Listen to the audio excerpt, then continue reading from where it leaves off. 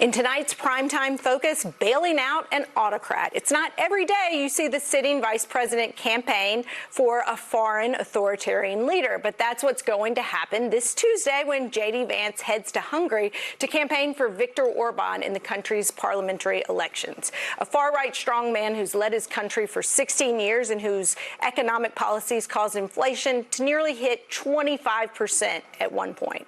And then there's the Russia of it all. Orbán has met with Vladimir Putin at least a dozen times. He flew to Moscow while holding the EU's rotating presidency to meet with a man the ICC, International Criminal Court, has indicted for war crimes. The propaganda is so blatant that Orbán's government has been putting up posters like these with text that read, "Let's not let Zelensky have the last laugh."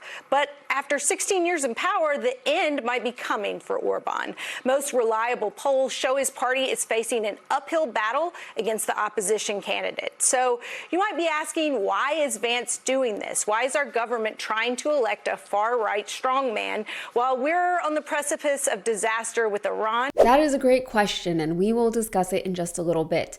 Our America First administration is doing the absolute most overseas, and that is even an understatement, as our unhinged president is making nuclear threats against an entire civilization while praising Allah on Easter Sunday. His vice president has been visiting despots in Eastern Europe. Yes, seen here, Vice President J.D. Vance and his wife Usha went to Hungary to show support for its far-right authoritarian leader, Viktor Orbán, who is actually at risk of losing the upcoming election next week.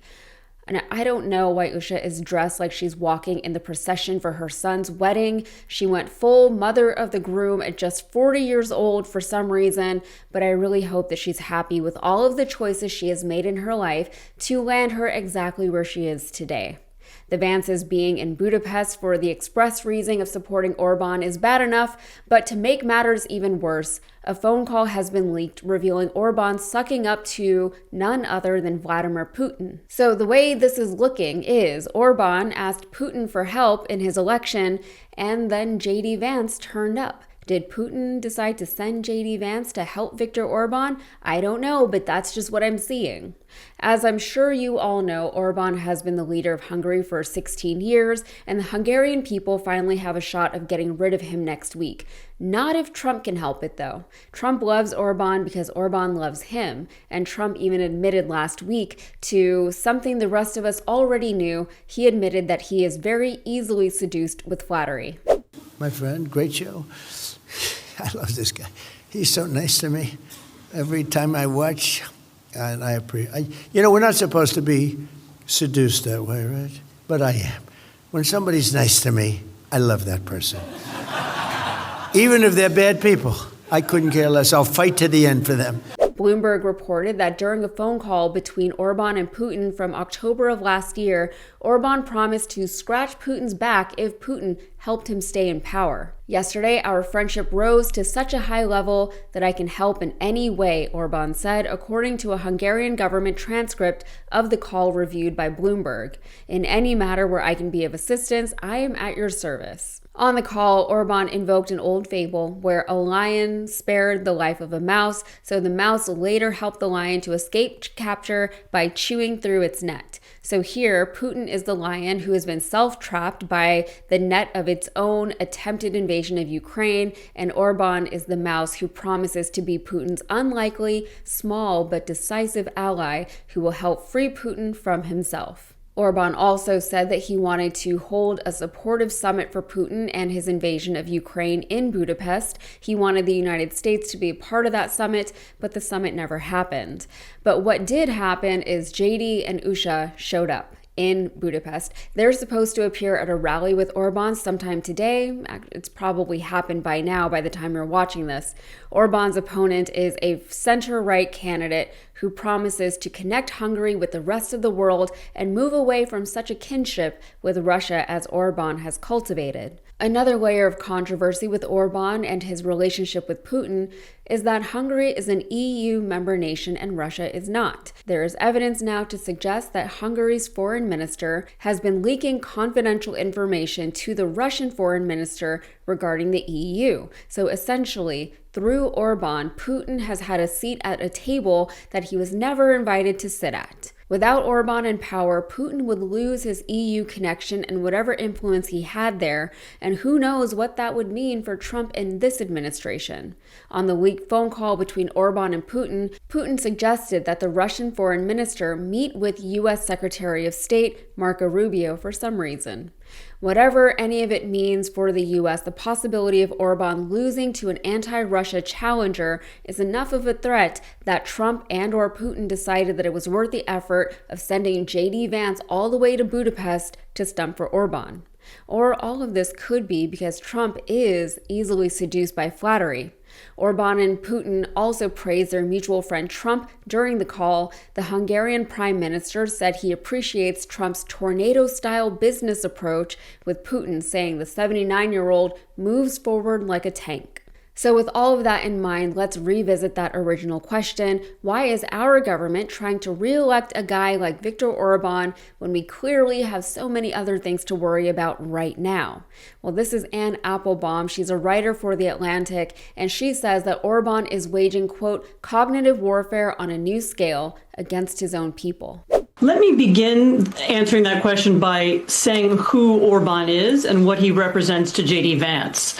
Orbán is sometimes described by people admiringly, people around Trump, as Trump before Trump. So he's a democratically elected leader who took over the institutions of the Hungarian state one by one, very slowly, and using both the power of the state and also money of oligarchs close to him. He took over the media, 90% of the media. He took over the judiciary. He took over the bureaucracy.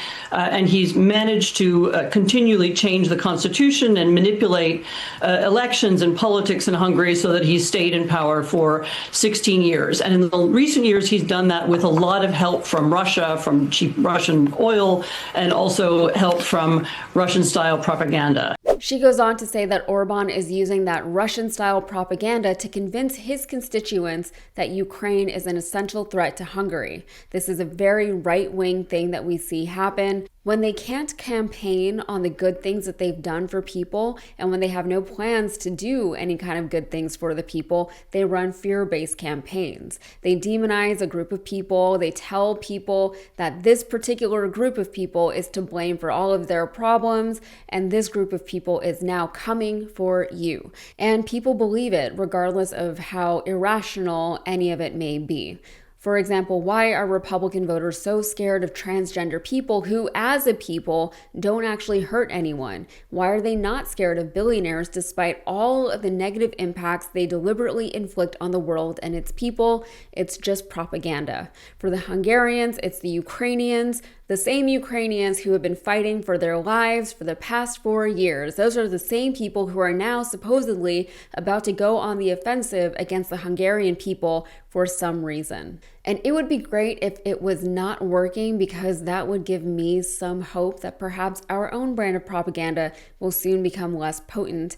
And yes, the opposition to Orbán is currently leading the polls by double digits. So why does Trump care about Orbán? So much so that he, or Putin, sent J.D. Vance all the way over there? They've learned a tremendous amount from Orbán, and some of them have said so. I mean, Steve Bannon has talked about Orbán as a model.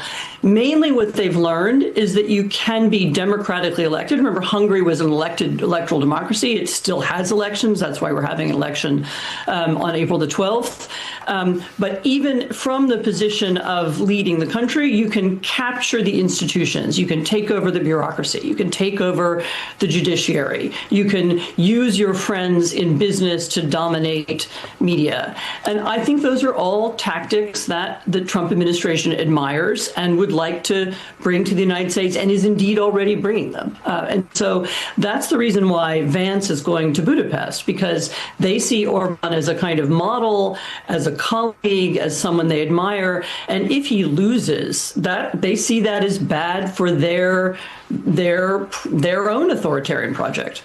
And speaking of the authoritarian project, if there are parallels between Hungary and the United States in this particular respect, let's say Peter Magyar wins in Hungary next week and unseats Viktor Orbán after 16 years. What will that look like for the people of Hungary? And could that potentially be something that we here get to look forward to one day. While most Americans spent their Easter Sunday wondering if the president was just off dying somewhere between making demented and sociopathic posts on social media, others were maybe also wondering what would happen if actually he did somehow go away.